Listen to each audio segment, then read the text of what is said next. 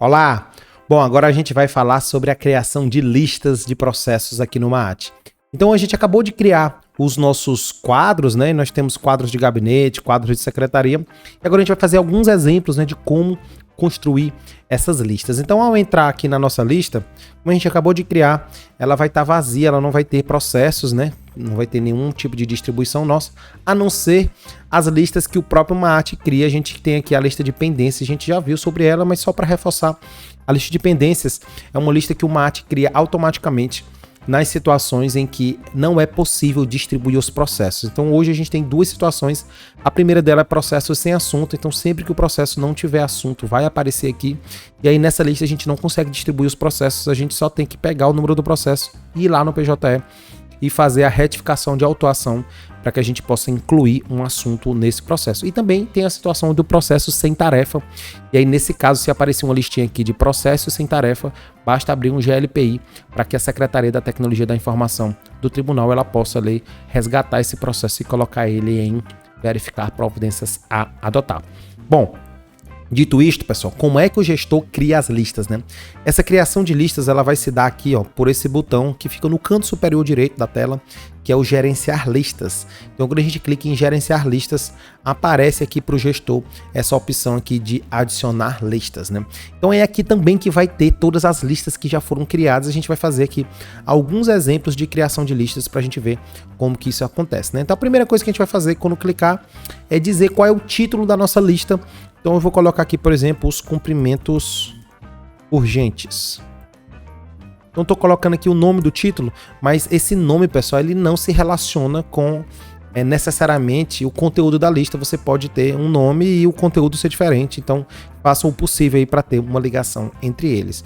Então, ao criar aqui a lista, a gente tem 4 atividades que a gente precisa realizar, e vocês percebam que o sistema já me permite aqui criar mais listas, né? Então, por exemplo, eu vou criar aqui 2 listas de secretaria e 2 listas de gabinete para a gente ver como que funciona. Então, eu vou criar aqui agora a lista de cumprimentos gerais, né?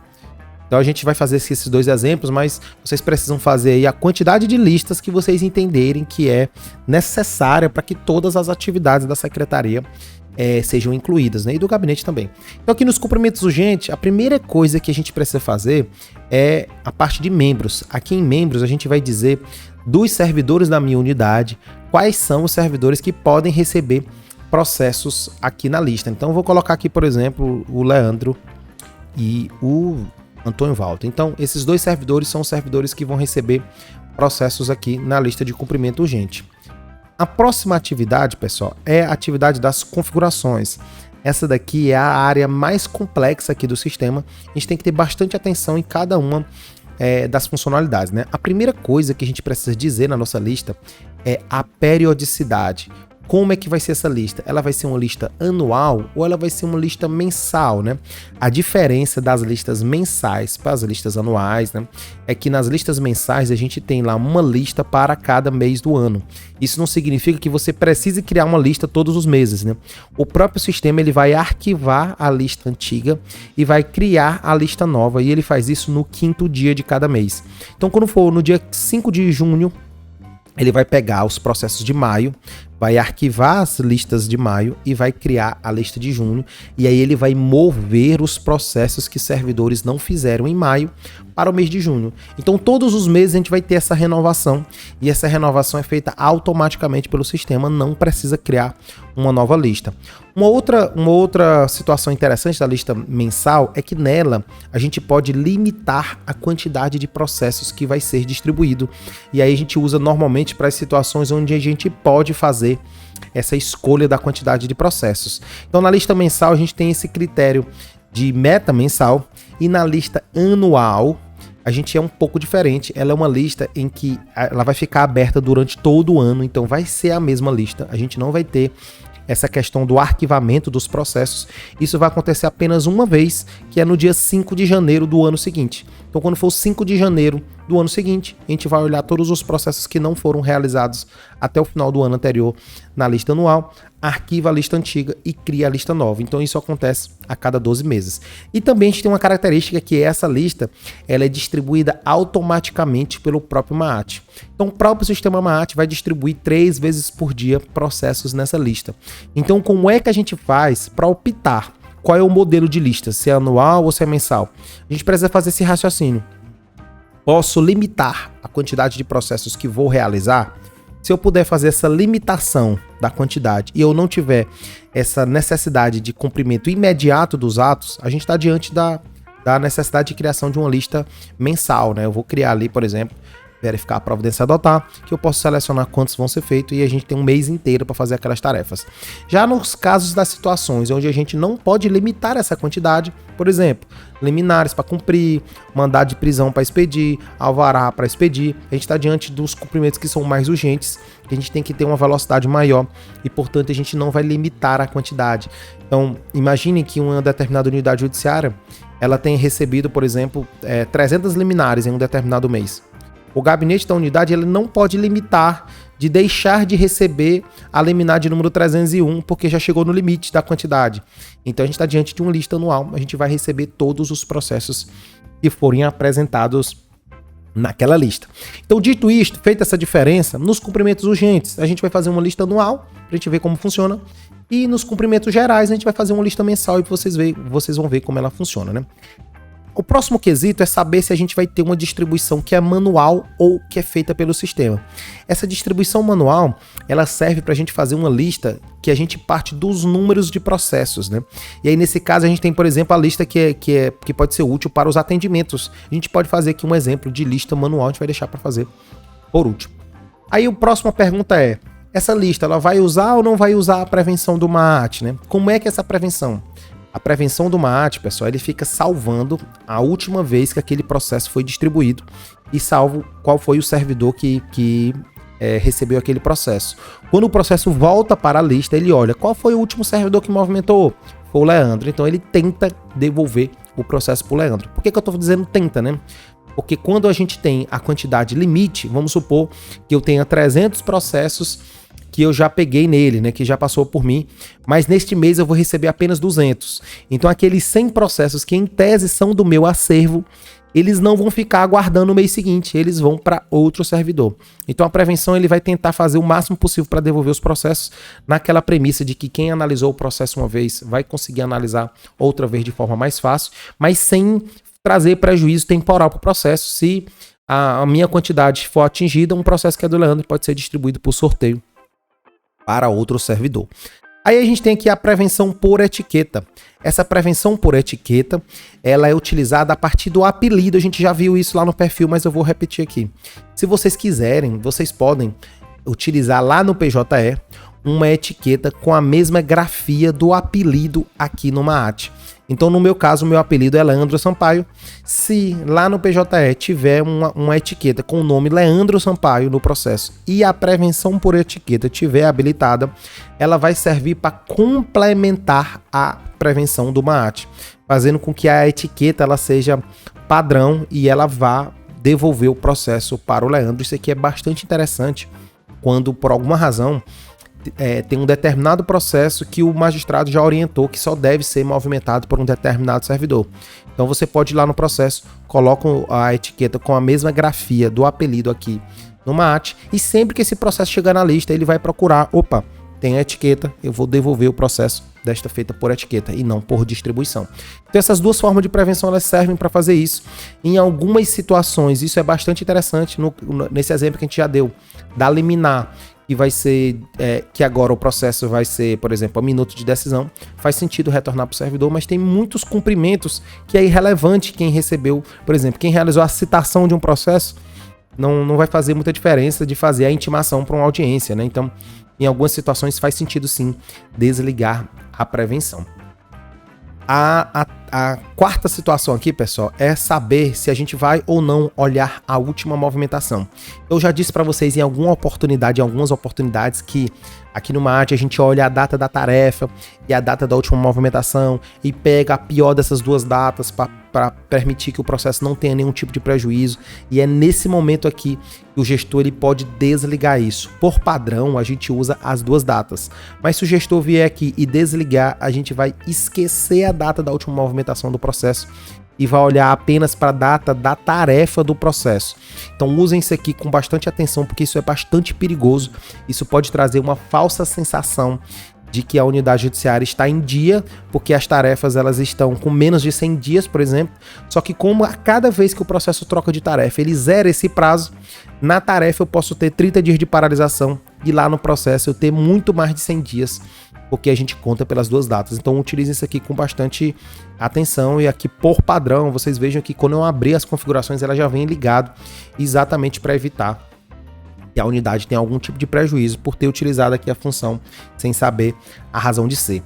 Bom, aqui na meta padrão, pessoal, esse conceito de meta a gente só vai ter para as listas mensais. Então aqui na lista anual, independente do valor que a gente tiver aqui, isso não vai fazer diferença. Então tanto faz, eu vou deixar para fazer o comentário sobre a meta padrão quando a gente estiver fazendo a nossa lista mensal.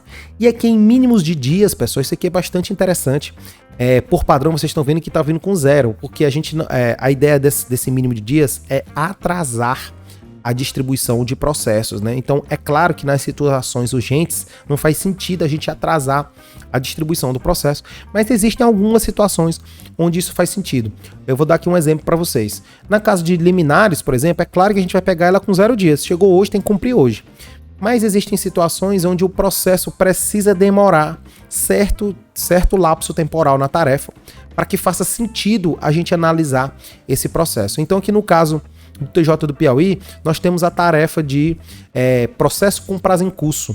O processo fica nessa tarefa até que o prazo que foi deferido para partes chegue ao fim, e quando chega ao fim, o processo é movido para outra tarefa, ele vai para verificar a providência a adotar, ou ele vai para analisar documentos não lidos. E aí o que acontece, pessoal? Pode acontecer alguma falha no PJE e ele não mover esse processo, ou também pode ocorrer nos casos das intimações que são por meio físico, seja oficial de justiça ou AR, essa comunicação não ser frutífera e o prazo não começar a correr. E aí como é que a gente faz para identificar essas situações?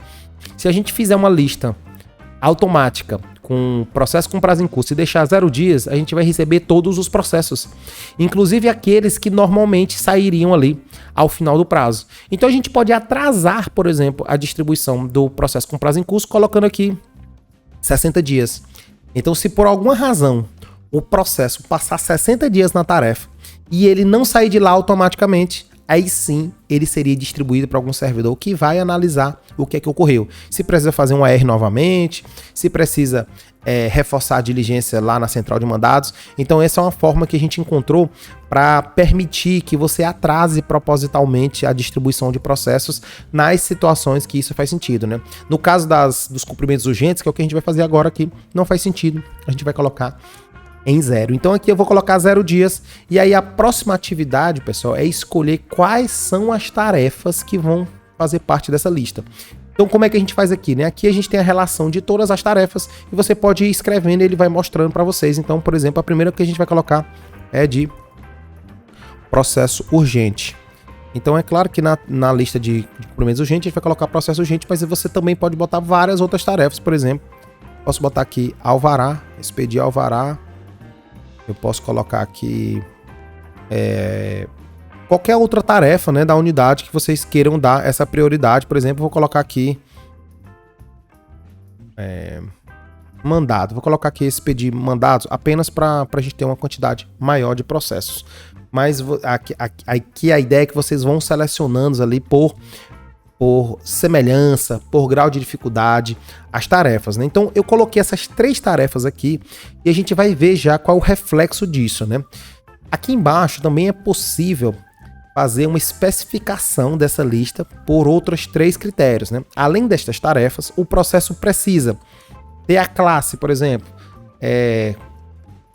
procedimento comum cível. Então Então, se a gente colocar essa classe aqui, ele vai fazer com que apenas processos que tenham aquelas tarefas e que tenha a classe tal seja considerado. Então, aqui tem todas as classes que a unidade já utilizou. Vamos supor que se a gente escolher aqui Curatela, por exemplo, apareceriam apenas os processos de Curatela. A gente pode fazer o mesmo raciocínio com os assuntos e com as etiquetas. Então a ideia é que vocês possam criar essa lista bastante específica, né? Se vocês quiserem, por exemplo, isso aqui é como as unidades que têm presos provisórios pode fazer. Eu quero cumprir todas as tarefas, eu quero fazer todas as tarefas de verificar, providência, adotar, que tenham, por exemplo, preso provisório. Então, boto tarefas, boto classe, boto assunto e boto a etiqueta de preso provisório. Qual é a observação que a gente precisa fazer aqui, pessoal? Sempre que vocês tiverem uma lista dessa que é específica, no caso aqui, a especificidade eu tenho uma lista que tem classe, assunto ou etiqueta, a gente vai precisar ter uma outra lista que não tenha classe, assunto, etiqueta, para que a gente possa pegar os processos que não foram encaixados no critério anterior. Então imagine que eu tenho essa lista específica com a etiqueta de preso provisório, os processos que não têm presos provisórios não vão ser distribuídos, porque eles não vão estar em nenhuma outra lista. Então a gente cria, sempre que criar uma lista específica, a gente cria uma lista genérica. A lista específica vai ter tarefa, classe, assunto e etiqueta, ou um desses três, e a lista genérica vai ter só tarefas. Então todas as tarefas que não são daquela classe, assunto ou etiqueta da lista específica vão aparecer na lista genérica. Então tomem esse cuidado de sempre que criar uma lista específica, criar uma genérica. Então a gente vai fazer aqui uma genérica, né, sem classe, assunto ou etiqueta, para que a gente possa ter uma quantidade maior de processos. Então ao clicar aqui no botão salvar, a gente vai ter agora a nossa lista. A gente já fez a parte de membros, a gente já fez a parte de configurações e agora clica aqui em listar processos. Aí é o momento em que o Maat ele vai lá no PJE e vai tentar encontrar todos os processos que se encaixam no critério que a gente criou, né? Então eu inseri também lá a tarefa de carta-resposta só para a gente ter aqui uma quantidade significativa de processos, né? Então em tese essas aqui seriam as nossas atividades urgentes, né? E esse listar processos serve só para que você possa ver quais são os processos que se encaixou, né? E se tem processos já distribuídos ou não. Vocês vejam que até agora a gente não distribuiu nenhuma vez os processos, então não tem dono nenhum dos processos.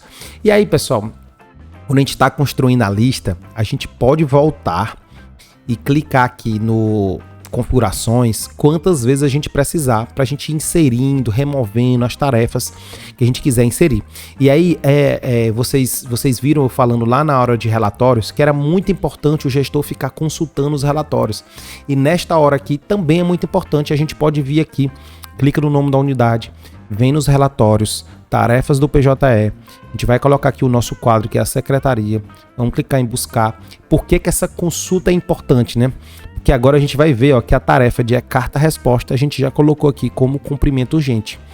E aí a gente pode navegar aqui por todas as tarefas que estão em aberto na unidade e ver outras tarefas que a gente pode encaixar nesse mesmo conceito aí de cumprimento urgente. Aqui vocês estão vendo que a gente tem 54 tipos de tarefas, né? Vamos supor, pessoal, que só para a gente ter aqui mais processos, né? Vamos supor que essa tarefa aqui, ó, de Júlia, aptos à baixa, também seria de cumprimento urgente, né? Então, sabendo do nome dela aqui, a gente pode copiar, vir aqui, primeiro grau, quadros, secretaria, aí que já vai estar na área de gestão. Se não tiver, se ela tiver assim, ó, você clica em gerenciar listas, vai aparecer cumprimentos urgentes, a gente vem aqui em configurações e aqui a gente pode procurar aquela tarefa. Então, Júlia, aptos abaixo, eu vou colocar aqui, clicar em adicionar e aí salvar. E aí o que isso vai ocorrer, né? Se a gente voltar lá novamente nos relatórios, a gente vem aqui em relatórios, tarefas do PJE e procurar por secretaria, o que é que vai ter ocorrido? É que agora essa tarefa que a gente colocou a mais, ó, também vai estar dentro da lista de cumprimentos urgentes. Então a ideia é que a gente vai construindo as listas e vá verificando aqui nesse relatório, vai e volta quantas vezes for preciso até garantir que todas as tarefas que vão ser distribuídas, elas já estão em alguma lista. E aí, para a gente finalizar aqui um exemplo de secretaria completo, né, que seria meta anual, lista mensal, lista anual, a gente vai fazer agora aqui uma lista que é manual, para vocês verem aqui como é que é o funcionamento dessa lista. Eu vou colocar aqui, por exemplo, a lista manual. Normalmente a gente usa para os atendimentos, né? Então vou colocar aqui atendimentos. E aí nesses atendimentos, pessoal, a gente tem aqui por exemplo, os membros, a gente pode botar todos os membros da unidade, né? Vou botar todo mundo. E aqui nas configurações, ó, eu vou fazer uma lista que é mensal, vocês também podem botar anual, tanto faz. Mas eu vou dizer aqui que ela é uma distribuição manual. Então, quando a gente faz isso, ó, ele não vai pedir mais nenhuma informação, porque essa lista, pessoal, ela é um pouco diferente da que a gente está habituado. Ele não tem um botão distribuir, ele tem um botão incluir. Quando a gente clica aqui, a gente vai colocar o número do processo e vai escolher um membro. Então, colocando aqui o Anderson. E aí, o que pode ocorrer? Pode ocorrer dessa tarefa já estar disponível na lista de alguém, né? Então, às vezes, você vai atender alguém e o processo já está na lista lá. E aí, o que você pode fazer? Você pode vir aqui e só priorizar o cumprimento da tarefa. E aí a gente vai colocar a setinha lá, fazendo com que o servidor consiga ver rapidamente que aquele processo foi priorizado pelo gestor. Ou a gente pode mover para a lista de atendimento. E aí, se a gente clicar em mover, o que é que vai acontecer, pessoal? Aqui vai aparecer agora uma lista a mais, que é a lista de atendimentos. Então, a gente tem aqui o Anderson, que tem esse processo. E aí, se tiver a necessidade de incluir novos processos, apenas no primeiro o gestor precisa fazer a distribuição. Daqui em diante, qualquer servidor da unidade pode vir nos 3 pontinhos e incluir. E aí ele vai botar o número do processo e vai fazer isso. Então isso é bastante interessante. No caso do setor de atendimento da unidade judiciária, né, que ele pode fazer isso para encontrar processos e sinalizar aqui para os servidores. Então eu tanto posso, ao colocar o número de um processo, sinalizar que aquele processo é prioritário, então posso vir aqui e dizer, ó, atendimento no dia tal. E aí eu posso clicar aqui no botãozinho priorizar, e aí o que é que vai acontecer? Vai aparecer aqui a priorização, ó, independente de que lista o processo se encontra, ou posso mover o processo de uma lista para outra.